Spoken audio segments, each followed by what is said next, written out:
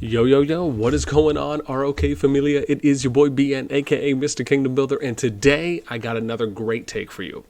So, for those of you that probably know by now, I enjoy doing a plethora of coverage when it comes to Kingdom Builder games, specifically within the RoK community. One of my just passions, if you will, is surrounding the jumper community.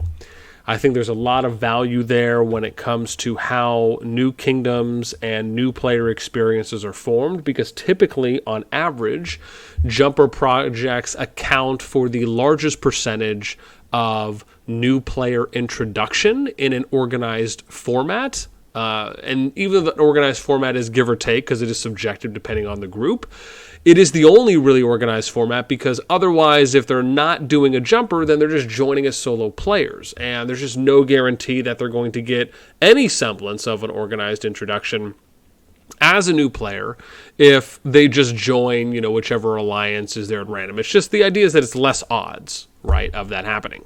So I thought a great conversation. So obviously I'm not going to show certain chats that the average public doesn't have access to on the jumper community, which, again, shout out to jumper community. Make sure you guys are joining their Discord server. As always, there will be a link in the description, pinned comment below for anything and everything jumper, new player, and even beyond related. A lot of good resources and good logistical support that they offer. There was a topic that had came up within the jumper community. Essentially, there were some members of management that had asked, not management on the jumper community, but members of management of projects, that had asked, well, what's the point of the jumper community if not every project is here and there's no reasonable way to kind of enforce any rules or any repercussions for projects that decide, you know what, I'm just going to end up going to this kingdom anyways, or I'm going to go to that kingdom, or, I'm going to switch up my block last minute, whatever it may be.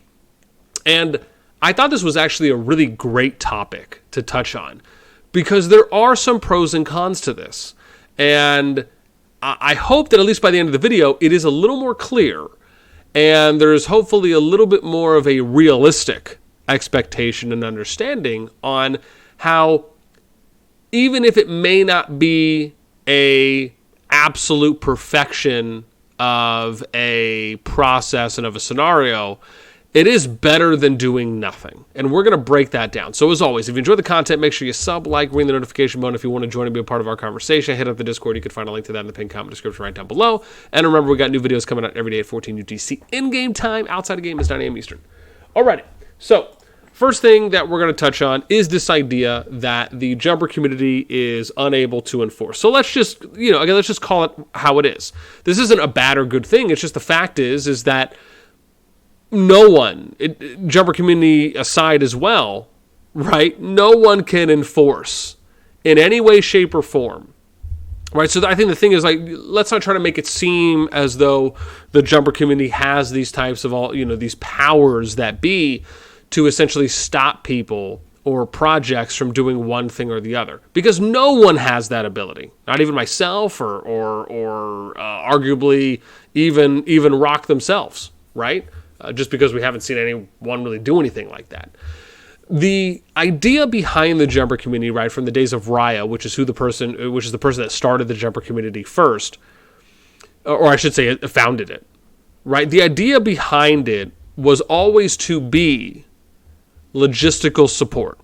It was to help projects organize themselves so their project would have the highest percentage chance to have a kingdom, arguably, to themselves, unimpeded by other projects, therefore giving their project, again, as I said, a higher percentage chance to be successful and to succeed in what their objective was. And so the thing is, however, is you have to think about their Discord is one social media platform, and it's one platform that hosts jumpers. But on top of that, not every single jumper project that's on Discord is aware of the jumper community, and not every project the jumper community may be aware of. So, and then you have to look beyond Discord, right? Well, there's Facebook groups, there's WeChat groups, there's Oh gosh, what's the other one? I'm blanking so hard, and someone just shared it with me. Not shared it with me, but I had just seen one yesterday. Anyways, the point is there's multiple social media platforms that can be utilized, even for people that are not of your native language, right? And that is something that needs to be taken into account. An example, I saw a Spanish content creator who had made a video about doing their own jumper project, and they're not even on the jumper community.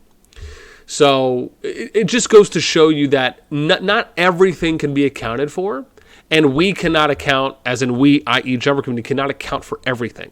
However, what they can do is try to increase the odds. Now, yeah, you could also make the argument, and I'm sure this is where that one might come in, which is that, well, if not every project can be accounted for, what's the point of blocking off kingdoms if then at the same time there's no guarantee that this kingdom is only going to have our project? Well, that's why you would put things in like disclaimers. Now, I don't know if they do that or not, but that would be something as a tip that I would do if I was running this type of community. I would always put a disclaimer and say, look, you should always do your due diligence. You should always look on places like Facebook, on WeChat, on YouTube, wherever you need to, other RoK forums, even ones that aren't of your native language, and try to see if you can find other projects that are active, if they're not, and are not on the jumper community, so you can confirm with them, or not confirm with them, but try, well, if you're able to, that'd be great, but try and get a semblance of an idea on when they're going to jump. The other side of it is that just provide a disclaimer and just say that, look, not all projects are accounted for. However, many projects are.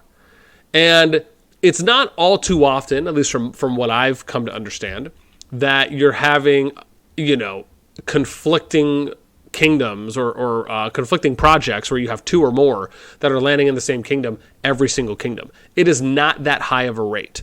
However, it is something that does, and will happen in the future. It's just about trying to reduce that margin of error as best you can. With that in mind, and I'm going to talk about this in a separate video, but I want to point out that, and I'll say this briefly, is that as a project lead, as a project in general, one of the ways that you can increase your rate of success is by, in short, having a larger project than anyone else that could be going into that kingdom. I will tell you from personal experience, right? I've ran 9 projects myself. I've ran 5 in RoK, and I've ran 4, I think it's 6 and 3. Let me check this. 8, 36, 79. Yeah. So gotta get my ratios right. So I've ran 6 projects in RoK. I've ran 3 in Infinity Kingdom. Let me preface as well. This is not to say I hope anyone who runs projects knows that the objective is not to keep running projects, right? You want to run a project so it can kind of be the end all be all, right? Things are successful, they're great, they're going well. Now you don't need to run another project. That really should be the kind of bread and butter. However, for those of you that have ran projects before, I will also say this in an organized, professional way. You know that, and this is something I always preach, there's just no guarantees, right? That things are going to work out the way that you hope they will. Now, that doesn't mean that a project has necessarily failed.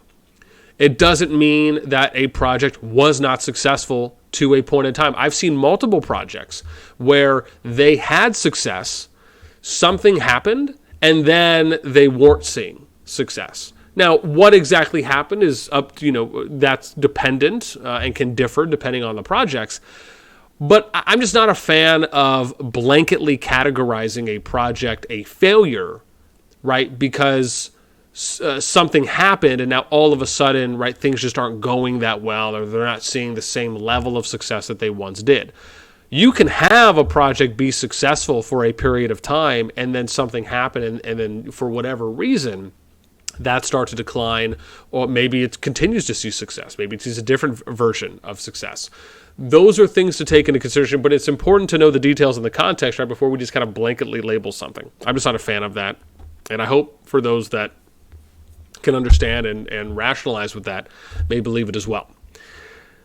However, what I will, the continuation of what I was saying is that this is why you go in with big projects, right? For the 9 projects I've ran, I have never, let me say it again, I've never ran into a kingdom where another group was larger than mine. I've never ran into a situation where another group was as organized as mine, nor as professional, nor as prepared as my projects. This has allowed me, for the 9 projects I've ran every single time, to essentially have a majority control, majority presence established in Zone 1, right? Which, for all intents and purposes, Zone 1 is every single player that's in a kingdom, right? When you're talking RoK specifically. IK, it's kind of a little looser because they don't necessarily have zones, just the entire map is open. And because of this, right, I've always had a level of success from day one for the duration of time that I was there.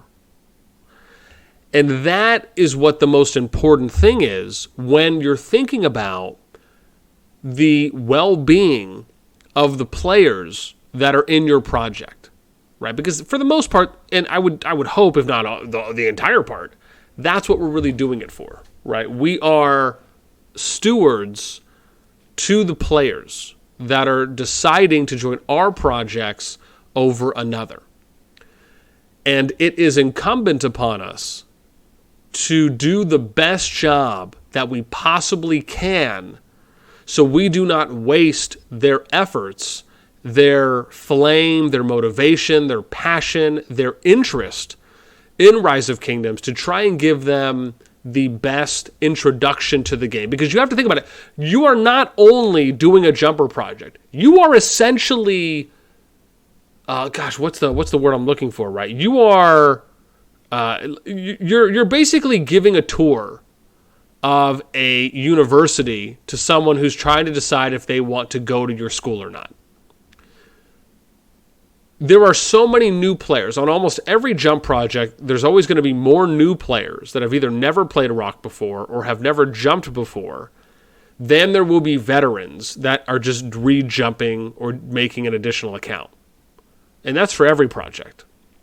Right? Now, unless you're specifically, let me say this, right, with a small asterisk, unless you're literally doing a jump project and you're just bringing in veterans that are of your alliance. But if you're recruiting anyone and everyone, and it's not a very specific isolated incident, then yes, you're always going to have new players. And because of that, you are responsible and accountable for that new player experience. That is something I rarely often hear. I'll be honest, I probably never have heard that from a jumper project where they approach it in that additional way of looking at why and how they're constructing their project and the people that they're bringing in. Right? Sure, of course, I would hope that every project wants to try and establish majority control, majority presence within a kingdom, and that can obviously have different definitions, right? It doesn't always mean the same thing. An example is you could have one project that just wants to go in there and dominate the entire Zone 1 province and just have it all for themselves and they take everything. You can have it on the opposite side of the spectrum, or maybe you get a project where they want to split the Zone 1 province into thirds, fourths, halves, and they want to share it with others. And then you can kind of get anything in between and around. But at the end of the day, if you want to increase the odds in which your project is able to see higher levels of success rates, it's to be bigger and to have more members and arguably more alliances than another project. And like I said, we'll do a big deep dive on this as well in another video. But I just wanted to point this out so that way it didn't come off or feel as though, right, the jumper community is getting a lot of unwanted pressure from others, just because it's not perfect. But the fact is that it just never will be. And that just has to be something that's understood, right? It doesn't mean that the jumper community still shouldn't continue to act in the way they are. But having those disclaimers, setting appropriate expectations will help in those endeavors. with that in mind, I will now pass the question off to you. I'd love to hear from anyone who's done a jumper project before. If you've been a leader, if you were a founder, a project manager, an officer, right? And let's even say you've done multiple projects. Did you notice differences compared to if you were in a project that had 2 or 3 alliances compared to 4 to 6 alliances? Did you notice that there were right? Did you ever notice that there were if there was another project in there? Did you have less alliances and less overall players than they did? Did you have more overall alliances and more overall players than they did? And if so, how did that play out?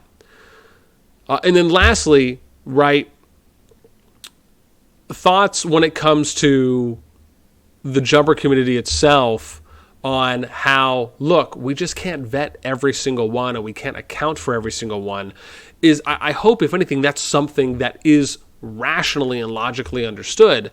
And hopefully most of you, if not all of those projects, go in with that mindset of that, look, this is not a safety net, right? This is more of a soft net, so to speak, right? This is support more so than it is a guarantee.